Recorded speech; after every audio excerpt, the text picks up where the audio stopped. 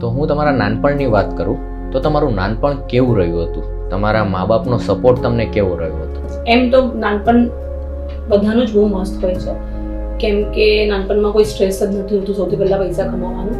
But મારા નાનપણમાં કંઈક બાળપણમાં એવું ઘટના ઘટી જેનાથી હું નાનપણમાં જ બહુ મેચ્યોર થઈ ગઈ. બહુ બધી જવાબદારીઓ મારા પર આવી ગઈ. એન્ડ નાની હતી, કદાચ 1-1.5-2 વર્ષની, ત્યારે જ મારા મમ્મીનું દેહાંત થઈ ગયું. એના પછી મારા પપ્પા જ હતા જે પણ મારા માટે હતા.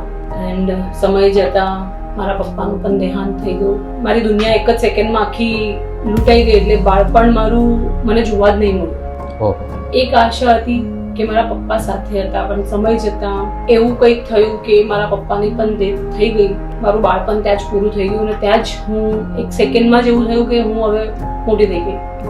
તમને ખબર જ છે કે पैसा है तो कैसा है वरना ऐसा वैसा है, और पैसा है तो पूरी दुनिया आपके आगे पीछे घूमेगी. तो वैसा ही था कि बचपन में जब मेरे अपनों ने मुझे छोड़ दिया, क्योंकि सबको ऐसा टेंशन हो गया कि एक तो लड़की, ऊपर से पैसा नहीं है, तो इतना स्ट्रेस कि कौन झेलेगा, कौन संभालेगा, इतना पैसा कौन इस लड़की के पीछे लगाएगा, शादी कौन करवाएगा, और इसने कुछ कर लिया तो इस तो ने मेरा पूरा जिंदगी बर्बाद कर दिया और मेरे अपनों ने मेरा साथ छोड़ दिया. तब ऐसा लगा कि अब मैं हार गई हूँ और बचपन मेरा वही खत्म हो गया. मैंने बचपन तो जिया ही नहीं.